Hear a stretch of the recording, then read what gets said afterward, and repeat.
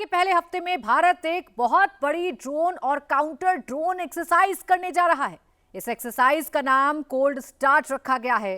तो क्या अक्टूबर में ही भारत पाकिस्तान पर कोई नई स्ट्राइक कर सकता है? क्या इस स्ट्राइक की लोकेशन तय हो चुकी है?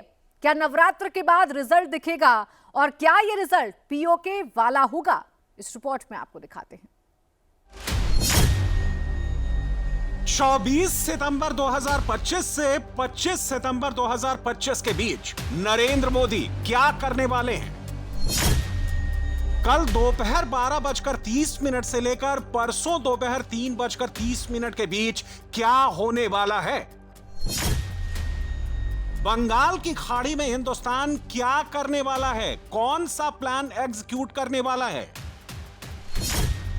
बंगाल की खाड़ी से सारे जहाज और प्लेन क्यों भगाए जा रहे हैं? क्या कुछ बड़ा होने वाला है? कल दोपहर 12:30 बजे से परसों दोपहर 3:30 बजे तक यानी इन 27 घंटों तक मुनीर क्यों बेचैन रहेगा? क्या हिंदुस्तान सितंबर के आखिरी हफ्ते में टेस्टिंग करेगा और अक्टूबर में पाकिस्तान पर अटैक करेगा? Cut hard, cut deep, Indian army का यह मैसेज पाकिस्तान के लिए है। इसकी तैयारी शुरू हो गई है और आज इंडियन आर्मी ने एक वीडियो रिलीज करके इंटीग्रेटेड वी आर अनस्टॉपेबल और ऑपरेशन सिंदूर कंटिन्यूज वाला मैसेज देकर पाकिस्तान की नींद उड़ा दी है।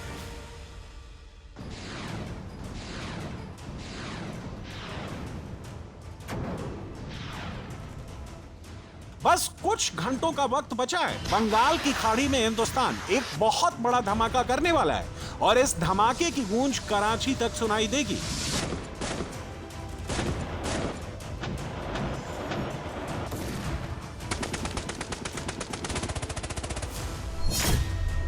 रिपोर्ट्स के मुताबिक 24 से 25 सितंबर के बीच भारत 1500 किलोमीटर से ज्यादा की रेंज वाली एक मिसाइल की टेस्टिंग कर सकता है। यह बैलिस्टिक मिसाइल भी हो सकती है, क्रूज मिसाइल भी हो सकती है, शॉर्ट रेंज मिसाइल भी हो सकती है। चूंकि इस मिसाइल टेस्ट के लिए 1500 किलोमीटर की रेंज दी गई है, ऐसे में अनुमान लगाया जा रहा है कि भारत मीडियम रेंज मिसाइल या फिर क्रूज मिसाइल की टेस्टिंग कर सकता है।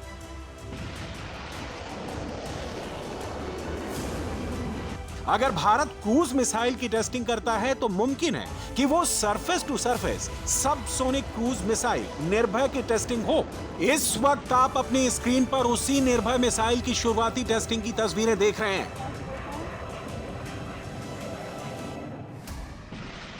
एक दूसरा अनुमान यह लगाया जा रहा है कि भारत मीडियम रेंज या फिर लंबी दूरी की मिसाइल अग्नि मिसाइल की भी टेस्टिंग कर सकता है, जिसकी रेंज 1000 किलोमीटर से 2000 किलोमीटर है।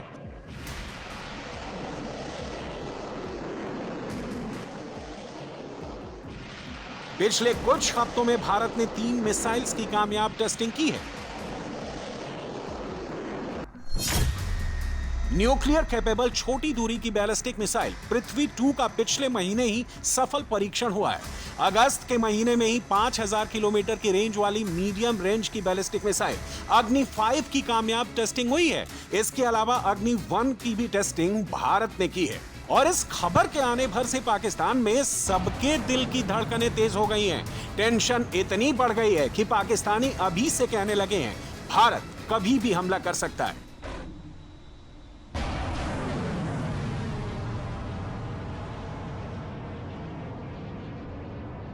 सीज फायर जी टूट चुका है।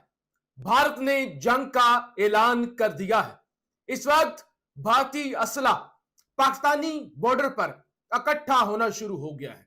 200 से जायद मिसाइल, रॉकेट, जंगी जहाज, भारतीय फौज पाकिस्तानी बॉर्डर पर और एलओसी पर तैनात होना शुरू हो गई है।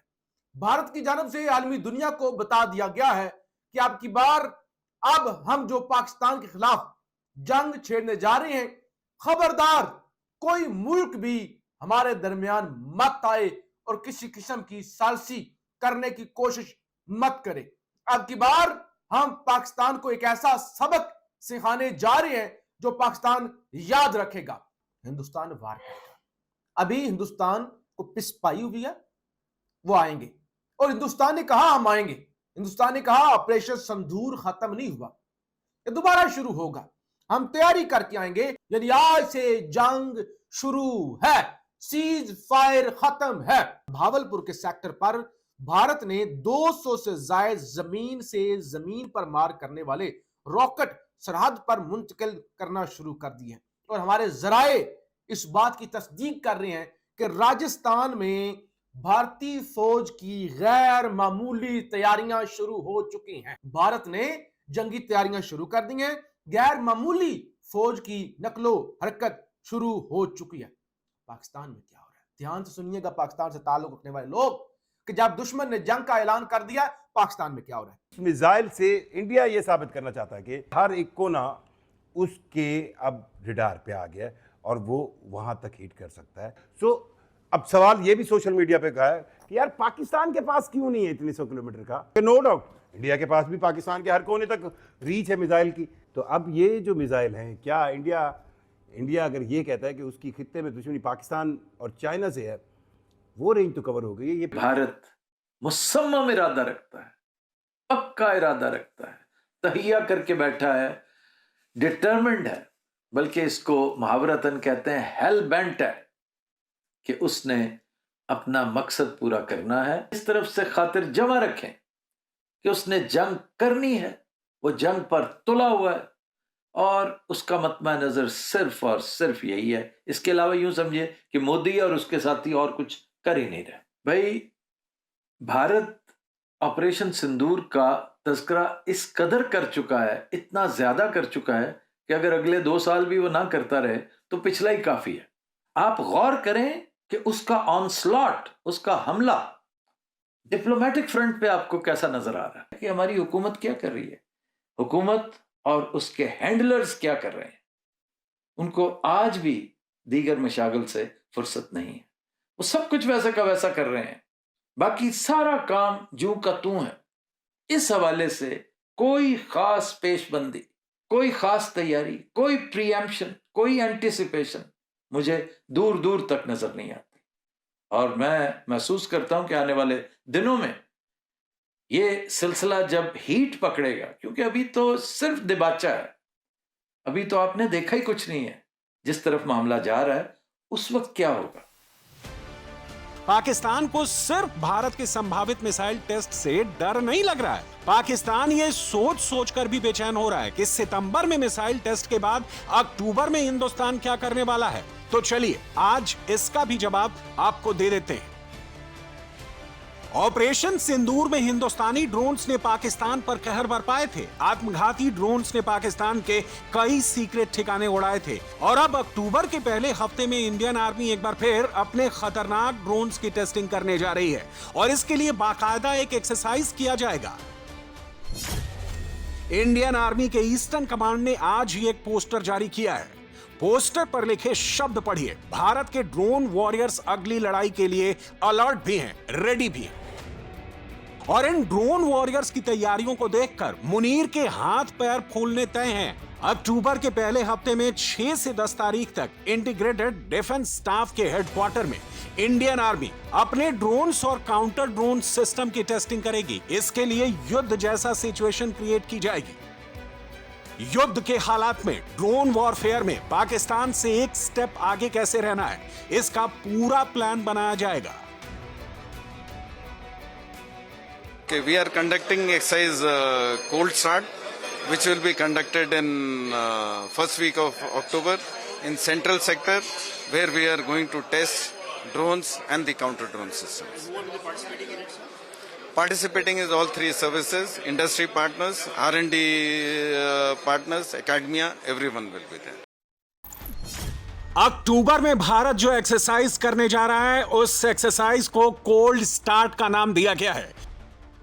और ड्रोन वाली ये एक्सरसाइज क्यों जरूरी है, भारत को इस ड्रोन वाले वॉरफेयर में कैसे आगे रहना है, इसका जवाब खुद Indian army chief general Upendra Dwivedi ने दिया है। क्योंकि भविष्य के युद्ध में हार या जीत का फैसला मैन टू मैन कॉम्बैट से तय नहीं होगा, वो इस बात से तय होगा कि हिंदुस्तान नई टेक्नोलॉजी के मामले में पाकिस्तान की कबाड़ फौज से कितना आगे रहता है, कितना ताकतवर रहता है।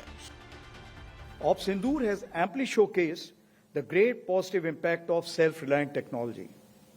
The recent geopolitical environment has also clearly established that strategic autonomy will always be contingent upon Atmanirbharta. Conflicts in recent past have demonstrated that the effectiveness of the unmanned aerial systems and counter-unmanned aerial systems for exploiting the airspace just above the land battle area.